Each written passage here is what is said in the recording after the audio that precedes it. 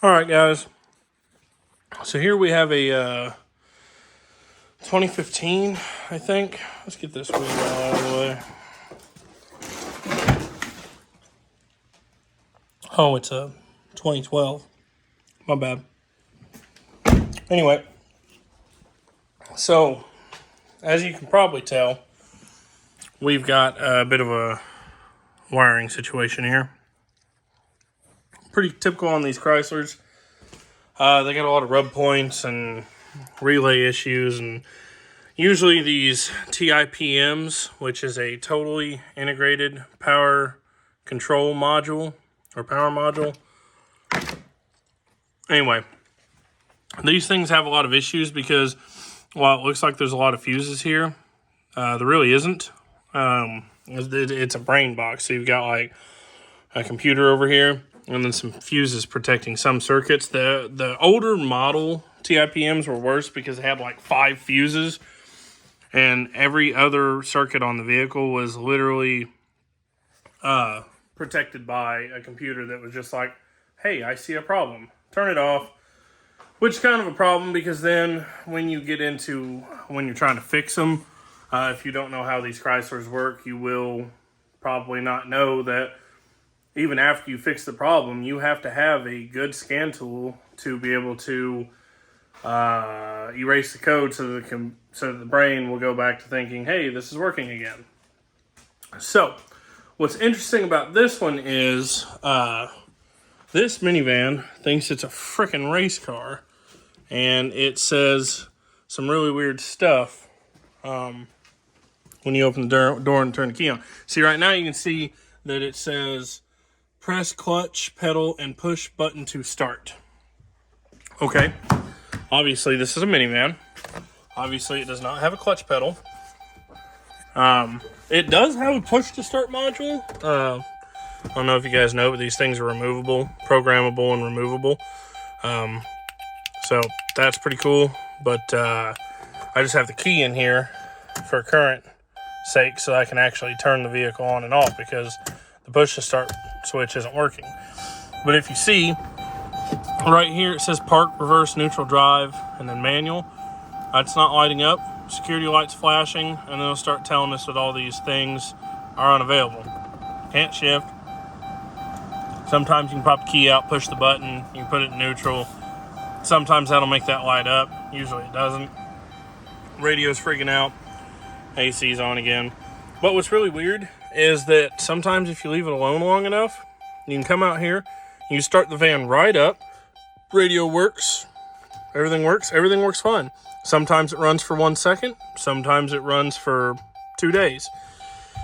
So I'm trying to figure out if it's the TIPM, a shorted or busted or broken wire, or the computer itself.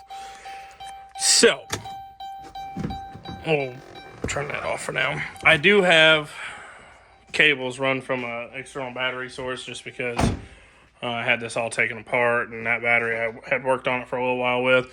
But I found out so far that this relay here, this is the ASD control relay.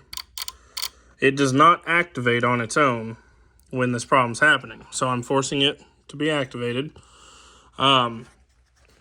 This down here is also an ASD relay. It passes through here as well.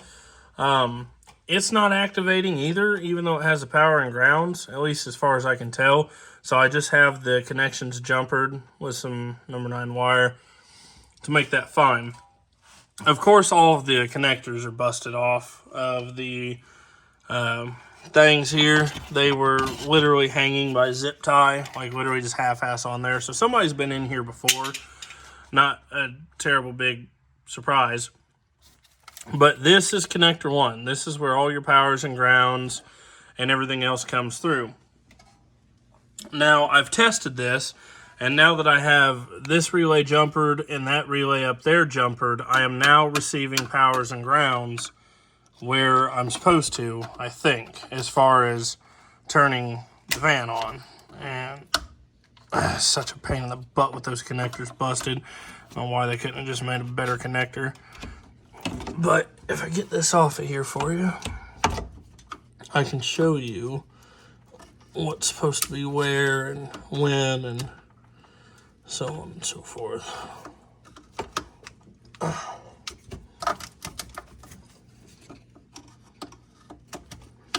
These things are such a giant pain in the ass.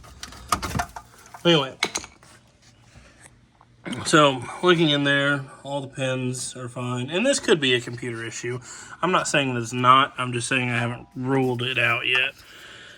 Anyway, if you hold this connector with the blue on the top, the very bottom row is 1 through 24. The next row up right here is 25 through 48. Then this row is 49 through 72. And then 73 through 96. With the key on, I'll see if I can figure out how to camera this all at the same time. I might be able to. We got power connected. Let's turn the key on. I do know that. Ooh, are you gonna work? Nope, still saying press clutch. Okay. The fans didn't kick on that time. Usually when it's not working, the fans are roaring. Let's see if I can set y'all up somewhere with my superb iPhone recording skills here. I'm a master. So, 96. Top left corner with the blue on top, right? 96 is CAN bus positive. So, if we stab into 96, we've got 11.5 volts. Okay, 74, 75, and 76 are all ASD switched output for turn the PCM on or something. Now, I'm not entirely sure. 24, maybe? No, that might have been a ground. Something else over here was... Let me, I'm going to have to pause this, and let me get right back with you. Okay, sorry about that. But 23, 57, and 80. So 23 would be this one. It's hot. 54, 55, 56, 57. Right? 1 through 24, 48, 49, 50, 51, 52, 53, 54, 55, 56, yeah, and 50.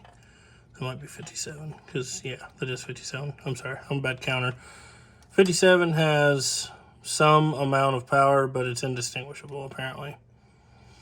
So, and then 80, so 73, 74, 75, 76, 77, 78, 79, and 80. It doesn't look like there's anything on 80. But then you have a bunch of grounds and stuff as well. But all the main powers, I believe, are accounted for. So, let me see what that 40, that weak power one was supposed to have. I'll be right back. Okay, yeah, so that was CAN bus C, battery positive. And then 49 through 53 and 72 are all going to be grounds. But with the key on, 96, 95, 94, 93, 92, 91, 90, 89, 88, 87, 86, 85, 84, 83, 82, 81, 80. Okay, when I'm touching that, it's making the transmission do something.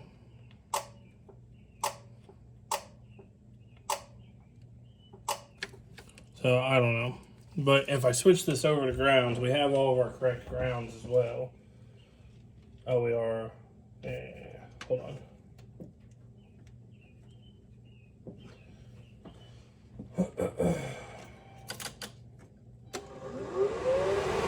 The fan's going that time.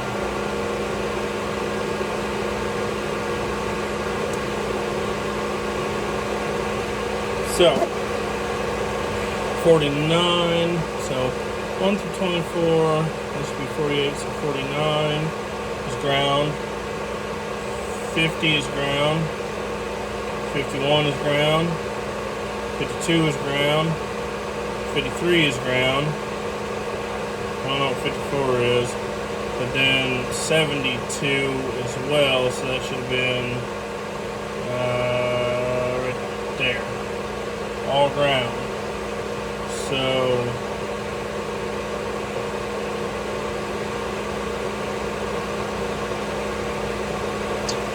I don't know.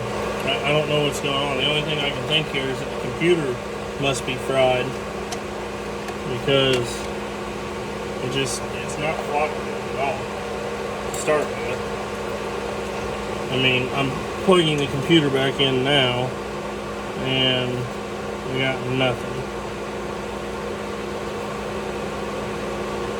Absolutely, positively nothing.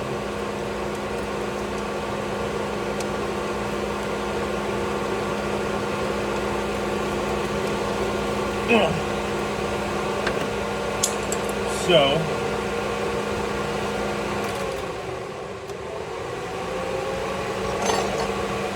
I don't know. I mean, buying a freaking PCM, kind of not the easiest thing. I would love to take the other connector off and take a picture. I would love to get the other connector off and get a look at what's going on inside it. But I don't know. I can't seem to find. I've got all the schematics that show like where all the localized grounds are. There's a couple there, and then there's one right there. You can kind of see the nut poking out. It's under the tip'em. And I don't think there's any actually on the engine or transmission. No, like ground straps or anything. The only thing there is the main ground cable goes into this harness and loops around here and connects to the block down here somewhere. But I've tried adding more grounds to the block as if it was having an issue with the ground. That does not work. I've tried powering the tip'em by itself. That does not work. I've even went as far this morning as to busting open the tip'em and trying to see any kind of burnt spots or bad connections or corrosion or anything. And there's nothing there. I don't know what else to do with it. I mean, I could try a tip'em and see if that helps. But, I mean, with all the powers and grounds going to the computer as they are intended to be, kind of leaves a little bit of a worrisome thought. Especially, like I said, if you let this thing sit with the battery disconnected for like a day, you come out and fire it right up. You start and run, driving on the lift, driving on trailer, whatever. But like I said, it might run for a minute, and it might run for 10 minutes. It might run for a couple of days. I've tried banging on the computer. I've tried jiggling and wiggling every connection. I have inspected every inch of harness for any kind of rub through. And at this point, without being able to get C2 connector off, I don't know what else to do. So I guess I'm going to work on that for a minute again, see if we can get anywhere. I've got I bought a X-Tool X-Pad 10 or whatever it's called, because Wes with Watch Wes Work, I've seen him use one of the X-Pad tools or X-Tools or whatever they're called, and he didn't seem to like his a whole lot, and I don't like mine at all. The only thing that I liked it for was that with Fords, it doesn't take like the full 15 or 30 minutes to program a key. It pretty much goes in just, a minute or less, and you're pretty good to go. So that's pretty nice. But other than that, I do not like the X-Tool X-Pad thingy at all. I wish people would just stop selling poor, innocent people junk that has been beat on and abused and ripped apart and halfway stuck back together. I mean, that connector, I have seriously put some force into that thing, and I cannot make it move.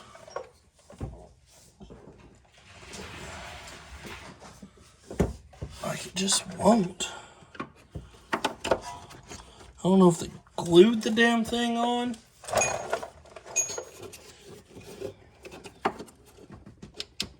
I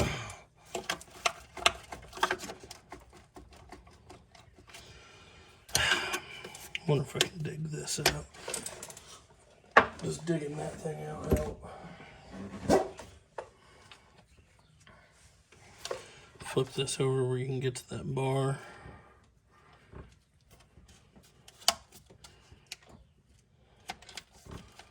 I don't know if it helps or not.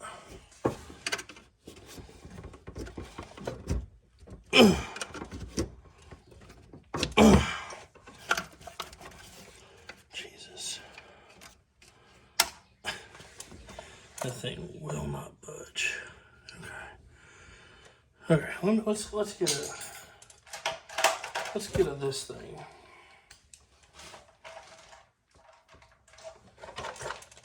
I prefer my battery ratchet as well, but whatever.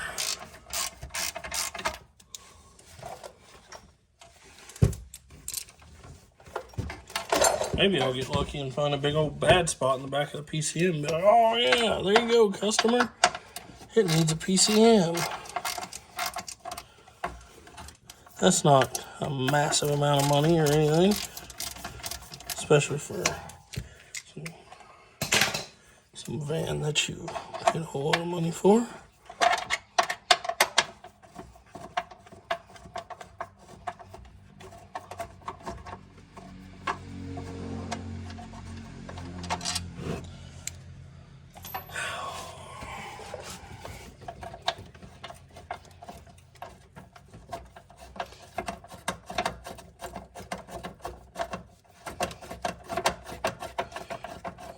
Also had wondered about Dodge is usually halfway decent about being able to just swap PCMs. Usually all their security stuff is located in the BCM or a separate security control module. Alright, y'all can't see for a minute, but I am going to try my dangest to get this freaking connector off of here.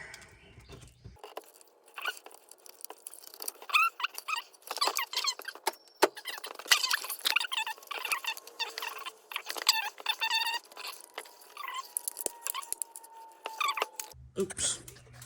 Alright. Let's try it again.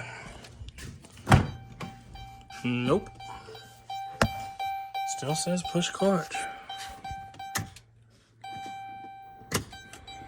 So, I guess I'm just gonna unhook and allow it to die. Let's unhook it this way.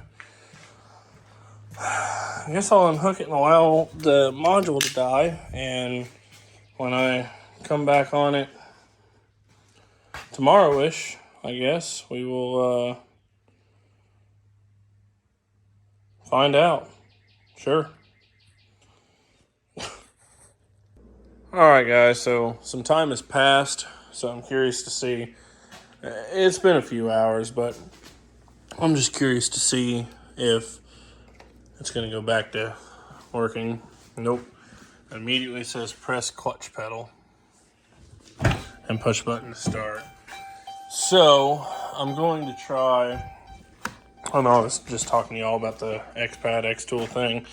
I almost never use this thing because I do not like it. I think I had said that before. I really don't. It's not a very good machine. I prefer my Autel. I have a, I don't remember, MX or MK808. It's not the super expensive professional one, but it works nonetheless. And I really like it a lot. It's a very straightforward and easy tool to use, easy to navigate. But we're going to plug into this here van and just see what all we can come up with, what it's saying. So there's key on. She's still freaking out. Fans are running. She's not very happy. Press the clutch pedal. Yeah, we don't have a clutch pedal. So, diagnostics. Let me see if I can get you all good. America. There we go. Chrysler. Auto detect. 2012 Town & Country Caravan Voyager RT. Oops. Damn it. Try it again. Yes. Automatic scan. Can't do that. I can't start the engine. It won't start.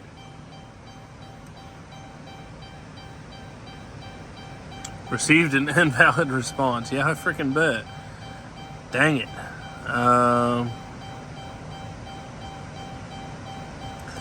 Yeah, here again, I don't like this thing. Again.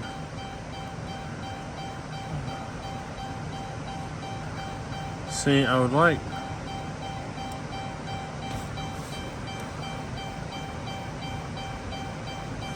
Of course you did.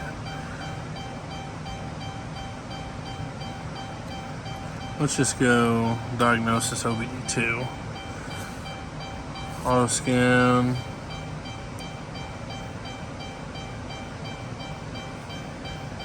This is why I don't like this tool.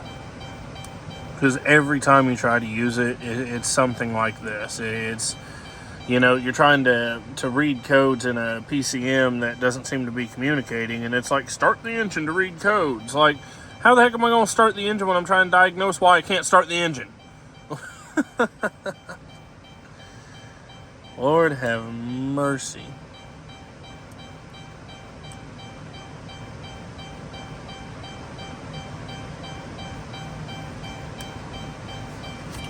Still says all that nonsense. Turn that off because it's annoying. Clicking relays under the hood like it's trying to start or something, but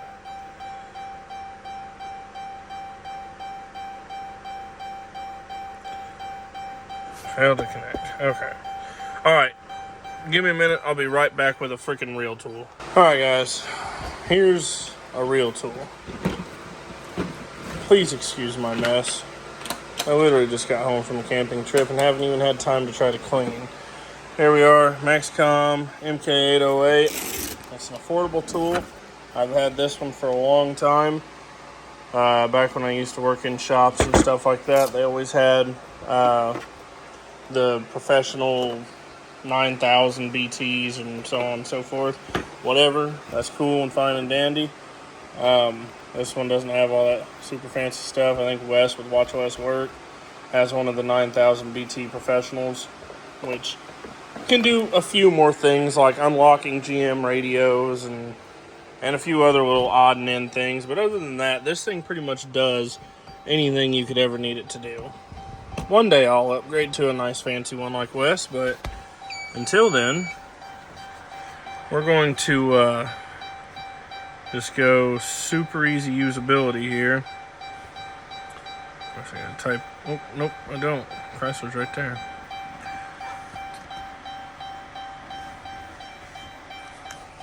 I freaking no. Do an automatic selection. Read.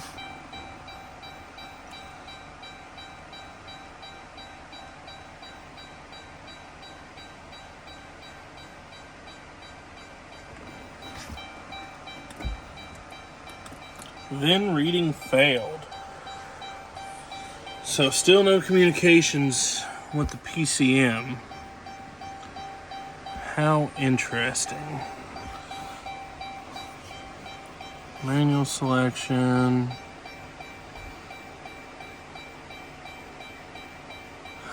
What do I do about this? Alright, we're going to take a seat in the little van here. The other thing I like about the Autel is this little kickstand thing. So you can kind of kickstand your tool up on a steering wheel or whatever. But we know this is a 2012.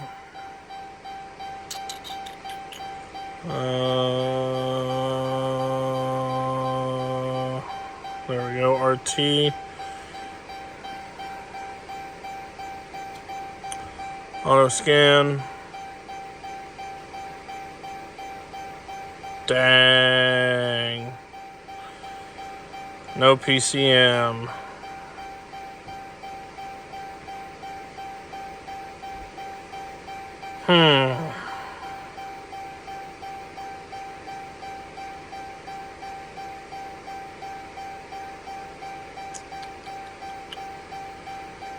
What am I going to do about that?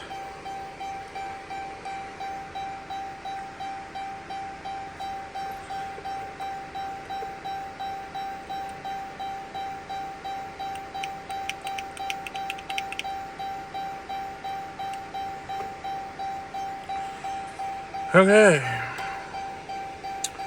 So I think if we look in the central gateway here, we will see a U0100 code, meaning lost communications of PCM TCM.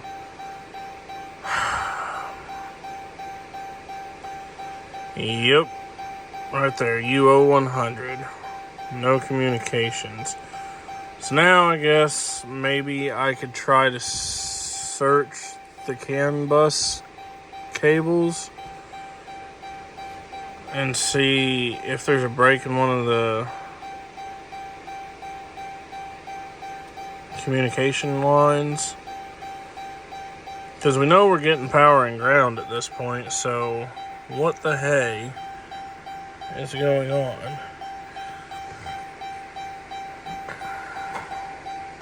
guess I should have checked in here first. Michelle, go away. Huh? I said go away. Kate says she's stealing your dog. You can't have her. Say hi to Michelle. And Chevy Dog, she makes an appearance. Yay. YouTube video. Huh? Making a YouTube video. Trying to, but this van is literally It's a Chrysler too. burning my brain. What's it doing? Or not doing? Well, sometimes you come out here and start it and it runs fine, but 9 times out of 10 you turn the key on and it tells you to push in the clutch and hit the start button to start it. Because it's not communicating with the powertrain control module. Fun. And I can't figure out why. It's got to be a broken wire somewhere. I just got to continue to search wiring. That's why all the wiring's all ripped apart over there. Awesome. Yep, pretty much. I thought for sure today that I was fucked. I got lucky with it being something so stupid. Nothing. She is very unhappy. Alright, so this is what we've succumbed to.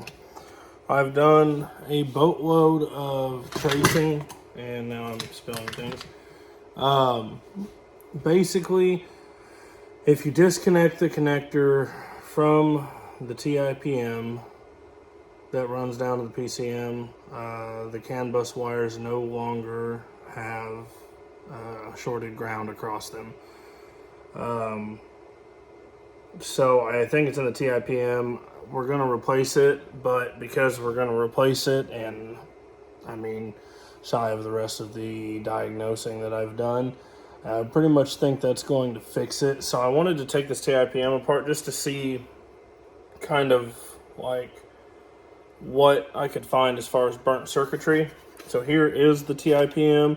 I've already popped the top off. Obviously, I don't know if you can see real well, but there's a pile of fuses and relays and stuff over here. Maybe if I move that. But here's the very top cover. This is what you would see where you would put your fuses in. And then this is that next layer. So this is where all of the relays and fuses and everything all plug in and touch on all of these contacts. And this is a multi-layer because it's got the powers and the grounds and whatever else. So I want to separate it, see what's going on. Just because, why not? I'm curious. I've replaced a boatload of these TIPMs and I've never really seen inside one of them. So I mean, here's the very top layer that's all your powers because your power wire lays there. So this must be your secondary circuit where all of the powers then end up going to, if I had to guess, this layer. And then this bottom layer, I would have to assume is similar or grounds. But, I mean, inspecting across all of these, I don't see anything. Yeah, see, it's even numbered 432. Oh, did I miss a layer here? Maybe. I'm not sure. This one doesn't have a number on it, but we got 4 and 3. I would assume this one to be 2. Yeah, there's another layer here. Okay. Pop all the layers apart, peek at them for no real reason other than curiosity. See if we can find any kind of dead shorts, any kind of dust particulates or whatever, I guess. I don't know. I mean, I'm not going to lie to you. I have no idea what I'm hardly looking for. I have to remove a couple of these, apparently, to get this apart. Good thing I make YouTube videos, because I can always reference back if I have to put this dang thing back together. Okay. Top layer, powers. Pretty easy. No shorts or anything. Justin's pulling in. Second layer, where those powers end up. I'm not seeing any reason why there would be any kind of dead shorts. So we'll snap those back together. There's 1 and 2.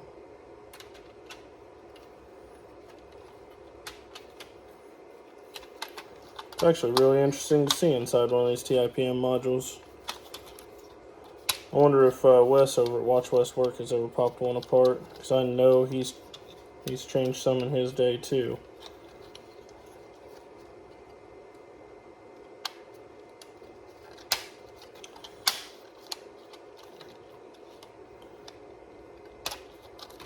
There we go. Get your booty back in there, girl.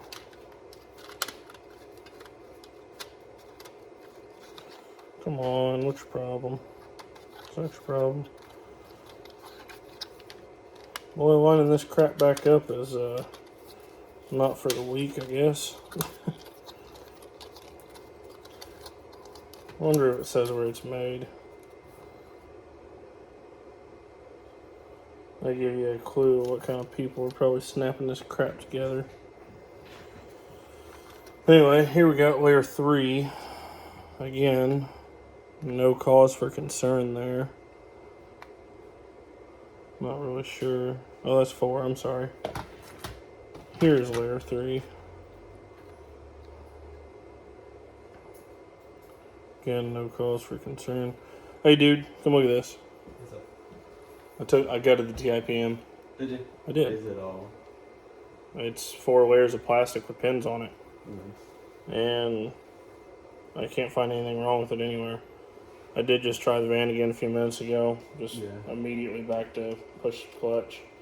So I'm gonna order a TIPM here in a minute, but I just really wanted to take this one apart. See if there was any. Yeah, see if there's like a freaking piece of dust crossing two terminals or something Dust stupid. or something burned or. Yeah, I was assuming something burned after we tested on and found that the short goes away when you disconnect it from the TIPM. So she's probably going to get a TIPM. Can you do like a continuity check? I mean, that would only be on that board, but. Well, that board I haven't figured out how to get out yet. That's the lower Man. connectors. Actually, the PCM connectors. Yeah. So this is all the other stuff. And we got layer 4 here. Again, no cause for concern.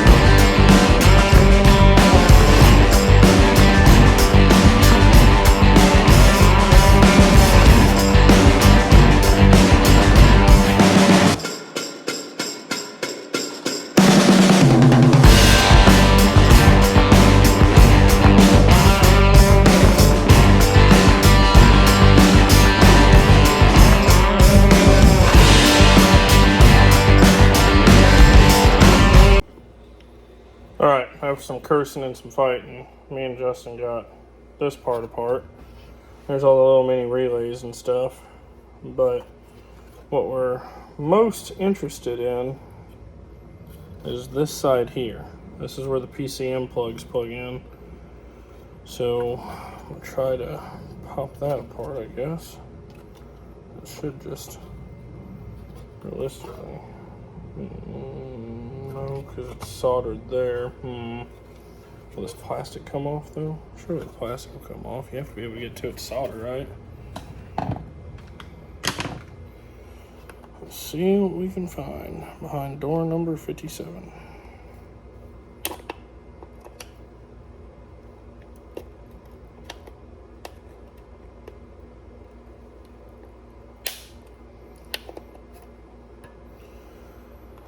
Now that turd is glued down, I do believe.